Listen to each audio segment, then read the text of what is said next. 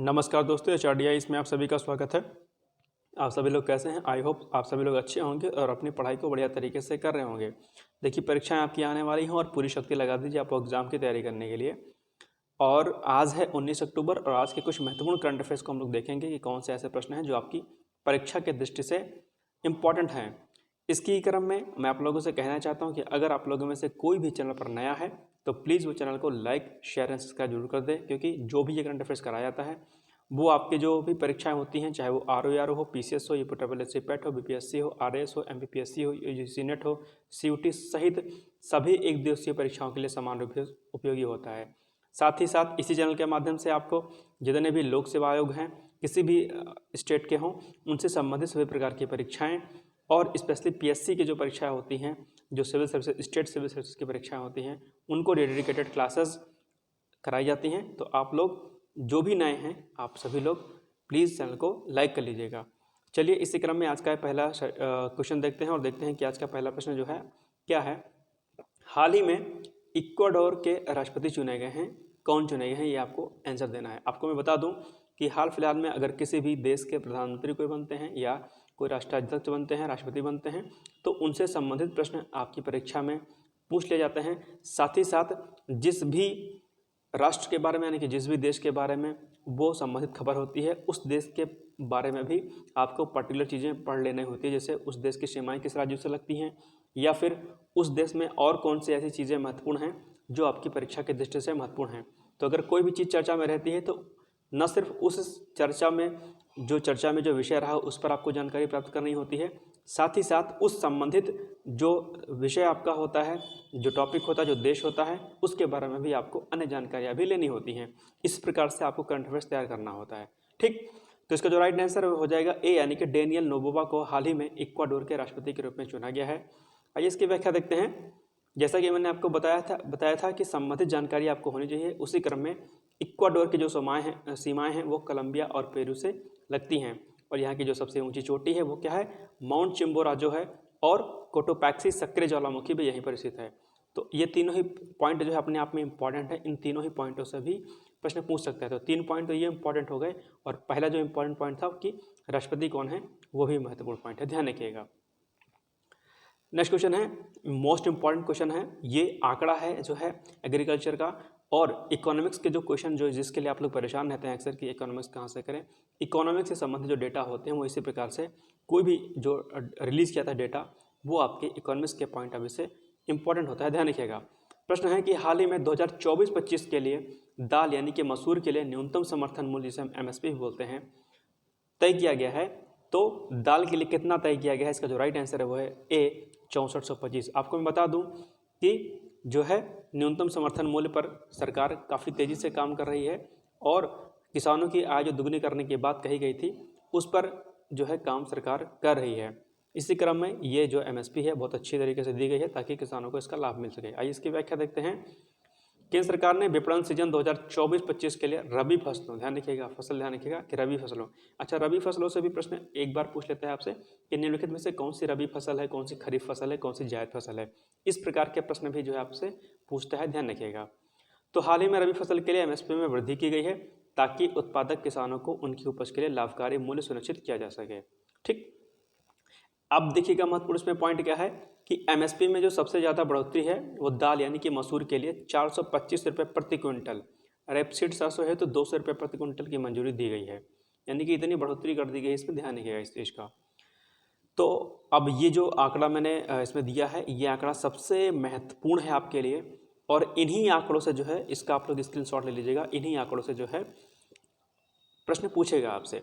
तो देखिए फसलें यहाँ पर दी रखी है 2014-15, 2023-24 और 2024-25 उत्पादन लागत दिया है। MSP जो ये पॉइंट आपका महत्वपूर्ण है, MSP 2024-25 के लिए देखिए दाल के लिए कितना तय किया गया है, 6425 रुपये, ध्यान रखिएगा।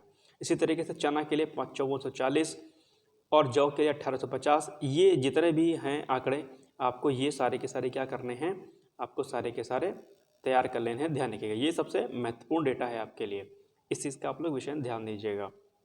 ठीक, विगत वर्षों के भी देख लीजिएगा, हालांकि जो करंट जो होता है करंट वाला ही चर्चा में रहता है, यानी कि जो ये दिया है इसी को आपको अच्छे से प्रिपेयर करना है इसका स्क्रीनशॉट ले लीजिएगा। क्या लेना है आपको? इसका स्क्रीनशॉट लेना है, ध्यान रखिएगा ये डेटा। ओके, चलिए आगे बढ़ते हैं और देखते हैं कि और कौन से प्रश्न महत्वपूर्ण हैं। ये जो है फिगर के माध्यम से इसको समझाया गया है, आप लोग इसको एक बार देख लें। और ये सब प्रश्न जो है आपको दरअसल मुख्य परीक्षा के दृष्टि से भी महत्वपूर्ण होते हैं। अगर आप एस्से लिखेंगे, एस्से में अगर कृषि से संबंधित अगर कोई डेटा मतलब अगर टॉपिक आ गया तो उसमें भी डेटा को आप लोग इंक्लूड कर सकते हैं। एनीवेज, चलिए देखते हैं तीसरा प्रश्न क्या है। ये भी बहुत महत्वपूर्ण है, इंपॉर्टेंट है, ध्यान रखिएगा। वर्ष 2022-23 के लिए हाल ही में जारी किए गए आंकड़ों के अनुसार श्री अन्न को क्या बोलते हैं? मोटे अनाज बोलते हैं, ध्यान रखिएगा। और मोटे अनाज पर वर्तमान सरकार बहुत जोर दे रही है। तो 2022-23 के जो है अभी डेटा जो रिलीज किया गया है उसके अनुसार जो है श्री अन्न का उत्पादन कितने लाख टन अनुमानित है, ये आपको बताना है।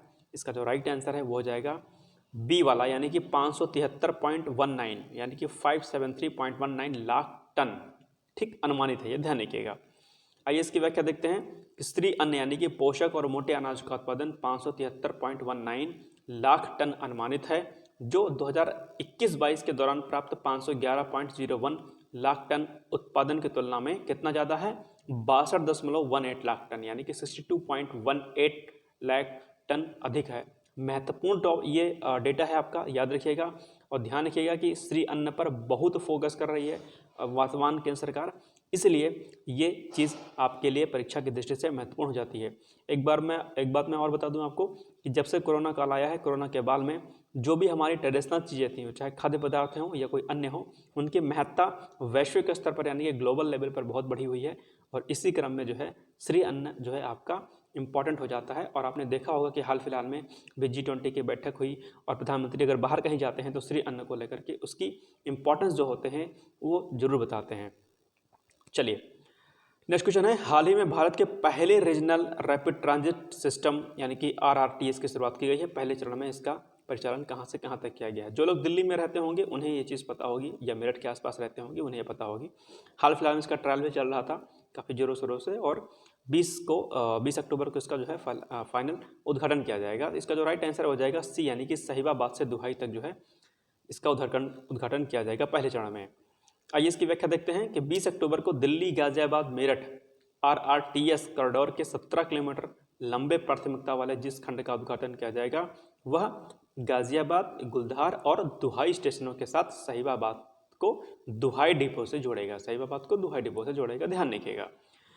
इसी क्रम में प्रधानमंत्री ने 8 मार्च 2019 को दिल्ली गाजियाबाद मेरठ कॉरिडोर की आधारशिला रखी थी। और आपको बता दूं कि दिल्ली से अब मेरठ की जो दूरी है बहुत कम हो जाएगी, और क्योंकि जो है दिल्ली NCR का एरिया जो है बहुत काफ़ी कंजेस्टेड हो रहा है, तो धीरे धीरे करके इसको अच्छे किया जा रहा है ताकि दिक्कत इन फ्यूचर में ना होने पाए। और इसी क्रम में जो है ये चीज़ शुरुआत की गई है।